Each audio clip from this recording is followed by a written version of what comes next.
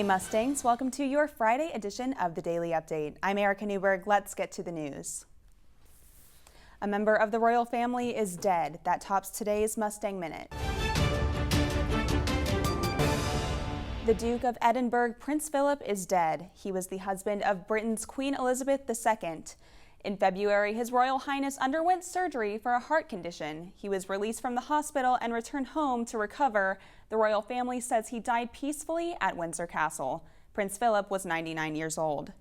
One person is dead, and at least 5 others, including a police officer, are injured after a gunman entered a cabinet manufacturing business in Bryan, Texas.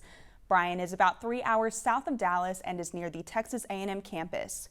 The gunman is believed to be an employee of the Kentmore Cabinet Manufacturing Company and fled before police arrived. He was later found by authorities and taken into custody. The 27-year-old is charged with murder. Still no word on what caused the man to go on a shooting spree. The latest from the former Minnesota police officer who is charged with murdering George Floyd. Testimony from a medical expert focused on how George Floyd died, saying the knee Derek Chauvin held over Floyd restricted his airflow and that a completely healthy person would not have survived the same attack. His testimony discounts arguments made that Floyd may have had drugs in his system that contributed to his death. A United Kingdom variant of the coronavirus is now dominant in the U.S. Health officials warn this strain is more infectious than the original virus and could be more dangerous and have higher chances of death. The CDC says the variant may be behind the latest rise in COVID-19 cases. Health officials are urging people to get their vaccine as new variants of the virus appear. Now, SMU students, faculty, and staff can get the shot on campus. SMU TV's Lauren Rangel has the story.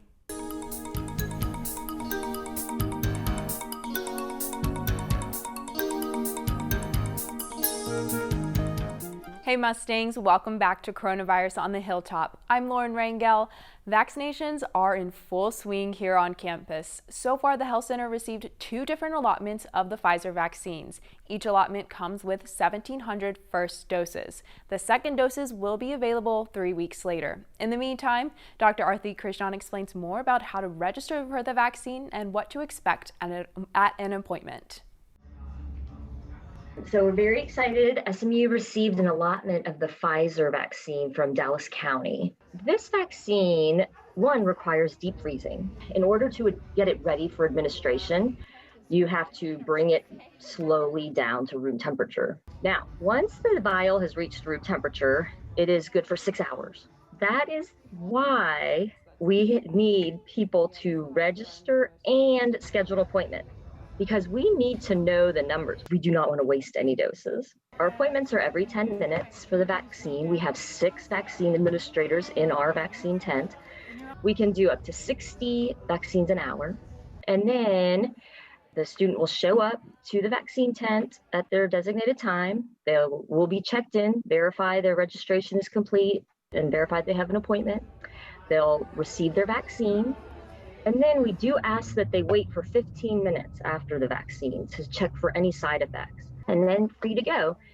All those people that receive the first dose of the Pfizer vaccine will receive an email in 3 weeks to schedule an appointment for the second dose. Only people that receive the first dose here can receive the second dose here, and that's not unique to SMU. Typically, they want to reserve that second dose for those people that receive the first dose at that same location. You know, this vaccine, the way it's administered and the record keeping is so unique and different than anything we've had to deal with. Registration for the second allotment of first doses is open now on a first-come, first-served basis. Only SMU faculty, staff, and students are eligible. If you get your vaccine, you can report it on the Mustang Strong website. This helps health officials know how many vaccines the university needs. A lot is happening right now with COVID-19, so feel free to send in your questions to @Lauren_K_Rangel. Thanks for tuning in to Coronavirus on the Hilltop this week. Until next week, pony up.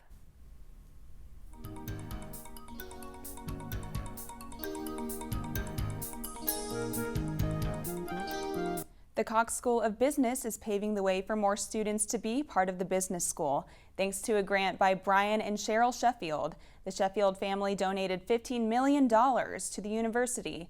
Their donation will help with construction for a new business building. Inside the hall will be modern classrooms designed to serve as a hub for the Bachelor of Business Administration program. It will sit on the southwest corner of the business quad and be named after the Sheffields. And that's your Mustang Minute.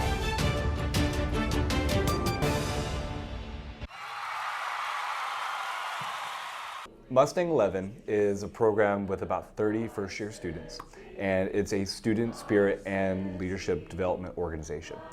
For me, Mustang 11 stands for Unity, Spirit, Tradition. It's what made me the most comfortable on campus as a first-year student, and it also gave me an opportunity to be a first-year leader that I don't think anyone else can get.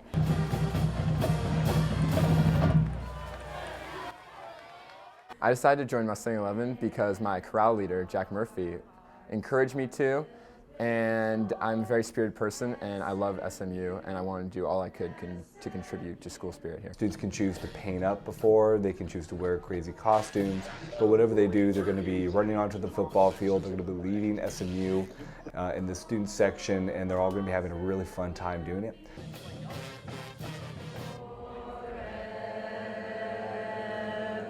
For more information on Mustang 11, visit orgs at SMU.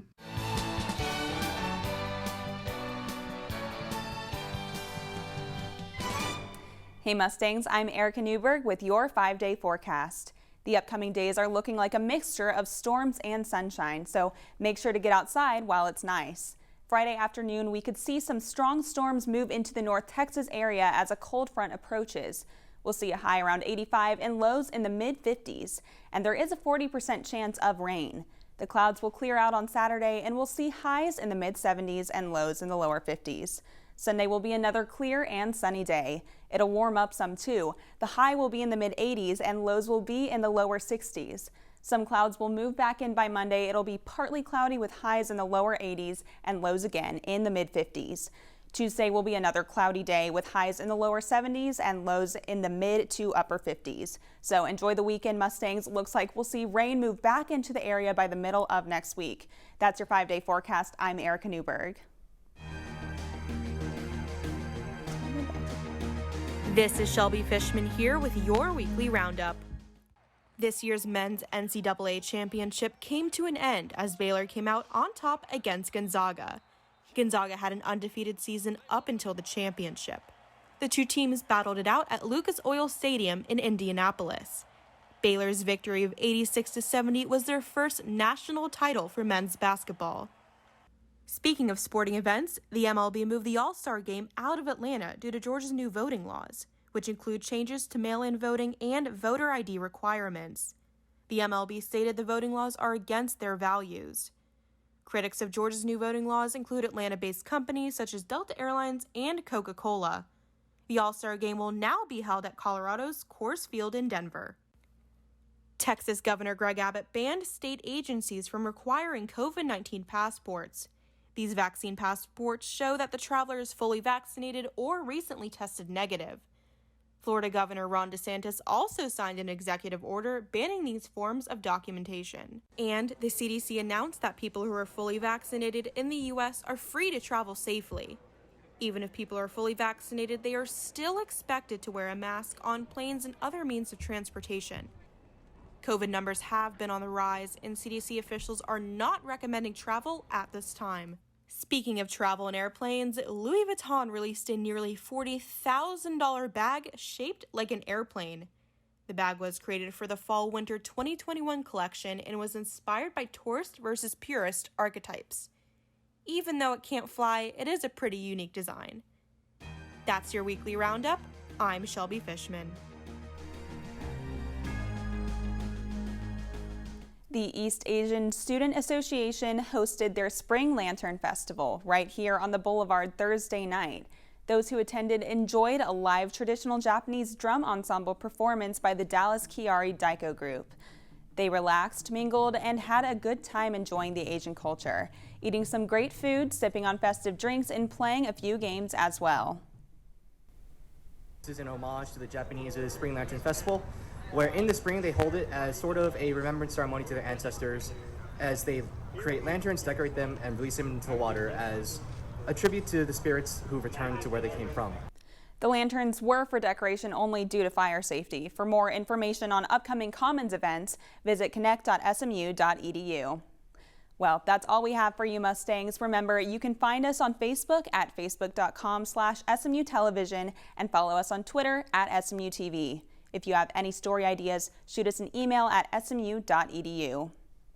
Thanks for watching this Friday edition of the Daily Update. Be sure to tune in next week for more news from the Hilltop. Until then, have a great weekend and pony up.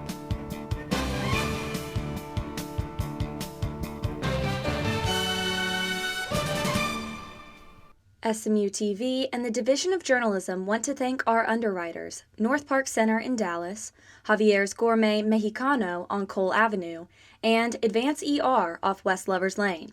We appreciate your support of student media.